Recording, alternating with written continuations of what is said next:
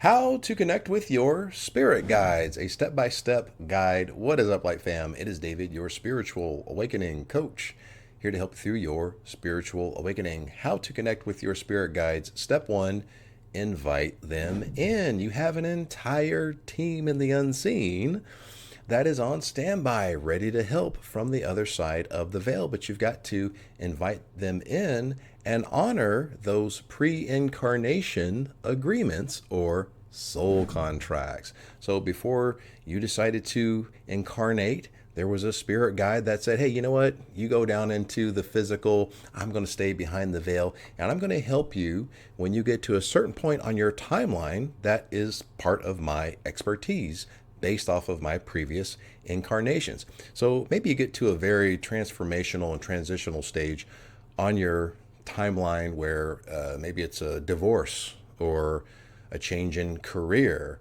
or maybe you hit that point on your spiritual awakening journey where you shift from service to self to service to others. Well, that spirit guide, when you get to that point on your timeline, might be the expert. Hey, you know what? From these previous incarnations, I was very much in the 3D and materialistic, and then my heart cracked open, and then all of a sudden I stepped into unity consciousness and left that dualistic, fear-based scarcity mindset, competitive mindset behind.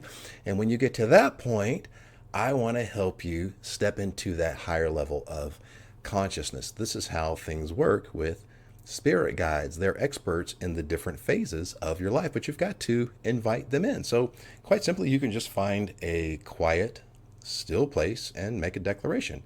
I now invite in my spirit guides for my highest good. How to connect with your spirit guides. Step two, learn how to meditate. Only in the present moment are you going to be able to perceive your spirit guides. And meditation doesn't need to be this complicated thing. Just find a quiet, still place, close your eyes, focus on your breath, and just be present. And then what do you perceive? Only in the present moment can you perceive their presence. Maybe you hear something, clairaudience. Maybe you see something, clairvoyance. Maybe words or a name or a sentence just drops on top of your head. Maybe you smell something. Each spirit guide is going to have their own calling card, but you can only perceive it in the present moment. Now, dreams are a little bit different when we start talking about premonitions, but that's a different video.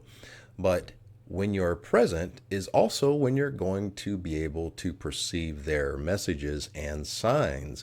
If you are going through life and your mind is off in some future scenario, fear-mongering, drumming up a bunch of anxiety, you're not going to see the sign that says, hey, you're on the right track. Hey, you're a vibrational match to experience what you want.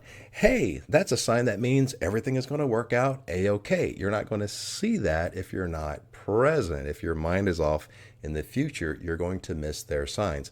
Same with communicating with them. You got to be in the present moment. When you're in the present moment, you can simply make a declaration.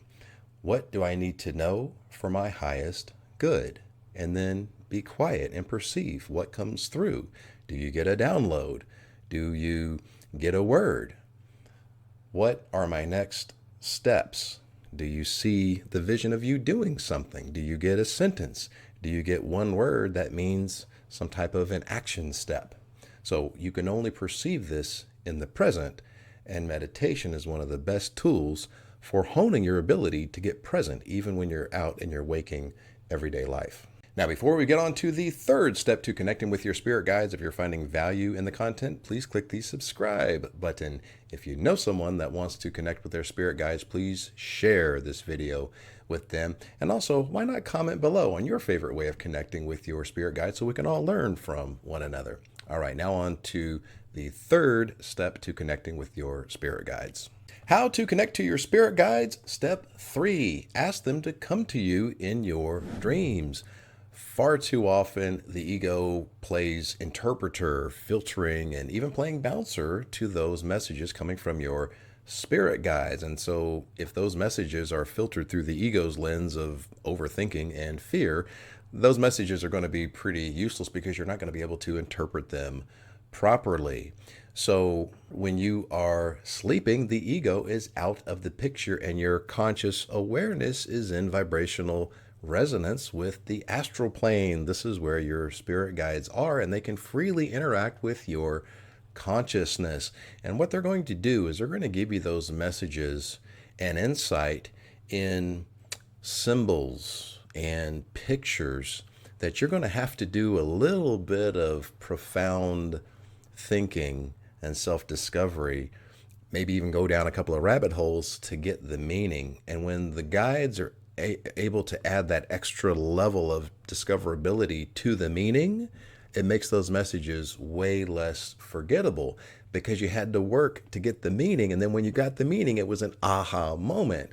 That is a message and insight that is really tough to forget. And what is the point of getting messages and insight if you forget them and don't use them in your everyday life? So this is the method to the madness with the spirit guides. They're going to give you those symbols that you have to work a little bit to figure out so that you don't forget them and they become useful.